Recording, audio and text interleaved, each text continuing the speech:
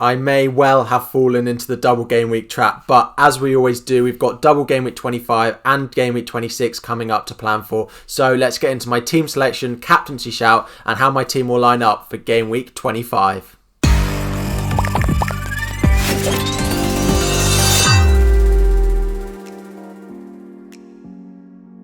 So let's start by having a quick look back at how my team got on in game week 24. So I sold Robertson, Harvey Barnes and Forster, who didn't play for me. Now Robertson was a great transfer out, he only returned 1 point, but it is painful to sell Harvey Barnes 12 points as a part of a -4 overall transfer. Now he hasn't done anything for me in recent weeks, so it is just, the rules that he will then get a good return as soon as I decide to sell him, but those are the transfers that I made. In their place, I brought 3 double game week players. So Luca Dean, who returned 1, and then as Manchester City at home. So he does not look like it's been a good pick so far. But we've also brought in Lookman, who has 3, and then a Burnley fixture as well in game week 24. And we've also brought Areola, who again is on 6 points with a clean sheet, as well as having Burnley away in game week 24. So I have been pained by the transfers that I've made so far, but with 3 fixtures still to play for all my players left, let's hope that they can make up the ground that I've currently lost by selling Harvey Barnes as part of a -4. So now let's have a look at how my game week 24 team got on. So the players that have played and will not play again, we've got Salah, who returned a 7. He scored again. He seems to be returning points even when Liverpool don't seem to be performing. So happy that he's continuing to stay in my team. He's the top scorer in the league at the moment, so no chance I'm selling Salah. Son, I did start over Kufal. Now this hasn't paid off, but Manchester City are great. There was always the chance that Son got a goal on the counter-attack. It didn't pay off for me this week, but it's only a 4-point difference. Fernandes doing what Fernandes does every week, returning points, whether it's a goal or whether it's with assists. 9 points in game week 24. A great return for him again. He returns every single game week, so if you don't own him, I don't really know why. Watkins and Bamford, my dynamic duo that I love up front, both blanking this week. Now, they could have got returns. Leeds looked really off the boil, particularly this week. Aston Villa again didn't look quite themselves, but I'm still happy with the duo that I've got up front.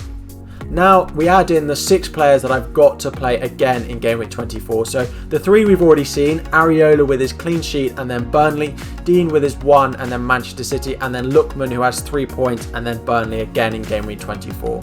I then also have triple Manchester City. Now Diaz didn't play, but I highly expect that he'll come back into that lineup against Everton. If not, Kufal with 6 points is ready to come off my bench. We also have Cancelo, who returns 6 points and again has Everton. Fingers crossed he starts and doesn't get rotated, but 6 points is still a good return to start with. And finally, we have the big man that is Captain Gundogan, who has 19 points, double to 38 in game week 24. So happy with this return. If he doesn't get back into that lineup for the second game, because he has picked up a bit of a knock, that 19 points doubled is still so impressive. So happy with how he's performed. However, it does mean that I'm on 76 points total with a -4. I do still have 6 players left to play. My game week rank is down at 1.5 million currently, and this moves my overall score up to 1,550. This has given me a red arrow from 35k down to 49k. Now, a lot of this is driven by the -4 that I took. Now, this is about half of that red arrow, so I've got to take that into consideration when evaluating this game week. But fingers crossed that the 6 players that I still have left to play can do something for me and boost my rank up from that 49k that is. Now, moving on to my potential game week 25 transfers. So let's start with the players I'm thinking of transferring out. Now, the first one is Mitchell. I thought Mitchell could potentially get back into that Crystal Palace side, and now I personally still think he should be starting because Patrick Van Aanholt is so poor defensively and doesn't really offer that much of an attacking threat that I think a lot of people think he does. He doesn't look that great going forward. He's quite wasteful. So I really think Mitchell should be starting, but if he's not, I will have to sell him ahead of my game week 26 bench boost. Next up, we have Kufal. Now, West Ham have been really good defensively and been some great budget options, particularly in their defence with the likes of Kufal as well as Cresswell. But with no double game week in game week 26 and tough fixtures in and around that and afterwards, I will be looking to transfer Kufal out of my team. The final one we have is Brewster. Now, Brewster up to Harry Kane is something that I'm going to do either this week or next week. I do now have the money in the bank after my transfers last week. I won't dwell on it too much. Brewster to Harry Kane is going to take place for my team ahead of that Game Week 26 double. Now my potential transfers in. So we start with Adebayo. Now if Fulham get a double game week in Game Week 26, including Crystal Palace, I think at just 4.5 million, with a little bit of goal threat that he offers from corners, he could be a little cheap enabler and a differential for that game week. So at 4.5, if they get a double game week, he could be coming into my team. Now Harry Kane, again, he comes back in and he changes that Tottenham team straight away. So if that double game week is confirmed for Tottenham, he will definitely be in and be my Game Week 26 captain. Next up we have Stuart Dallas. Now Dallas doesn't double in 26, but he does have a really nice double game week in Game Week 25, and playing in that sort of attacking midfield role, even though he's a defender, just means he's such a great asset. It may change my chip strategy depending on the Fulham double game weeks and things like that, but there is a chance that I bring in Dallas in order to target those Game Week 25 fixtures. Now, the last potential transfer in is Vestergaard of Southampton. Now, the potential is that Southampton play 6 times in 3 game weeks. Now, this isn't confirmed. We've only had the 25 double confirmed so far. But if that's the case, I will want to have a Southampton player in my team. Now, Vestergaard has the potential for clean sheets, although they've looked poor defensively recently, but he also has that big goal threat with James Ward-Prowse whipping the ball in from free kicks and corners. Vestergaard, the man mountain that he is, getting on the end of them. So if they do have that many fixtures confirmed, I will probably bring Vestergaard into my team with the hope of maybe a clean sheet and maybe a goal across those 3 game weeks. So just to summarise that, Mitchell, Kufal and Brewster will likely be leaving my team in the coming game weeks, and their potential replacements will be Adebayo, Kane, Dallas and Vestergaard, just depending on what my chip strategy is exactly and what I try to do from Game Week 25 to Game Week 20. So with those potential transfers in mind, let's have a look at how my team will line up for Game Week 25. So moving on to my Game Week 25 preview. So how will I line up for Game Week 25? So I currently think I will transfer out Kufal. Now no double game week in Game Week 26, and I don't really want to play him in Game Week 25 against Tottenham. I will be wildcarding around Game Week 30 when the West Ham fixtures start to improve again, so I will look to get Kufal or Cresswell or someone like that back into my team, but for now he doesn't really fit with how I'm trying to play. So Kufal will likely leave and Vestergaard will be my likely replacement for him in Game Week 25. Now Vestergaard potentially has 6 fixtures across 3 game weeks, so even just blanks, the occasional goal, even 1 clean sheet will give me good returns across that run. So Vestergaard, the giant that he is potentially coming into my team. I haven't made the transfers yet, but that is my current thinking.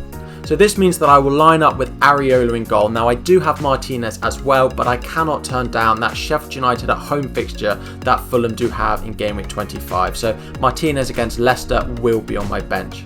Vestergaard in the defence will start a double game week in 25, as I've said, potential double game weeks going forward as well. So fingers crossed for maybe a clean sheet, but more the attacking threat that Vestergaard brings. So hopefully a goal in one of those 2 fixtures for him.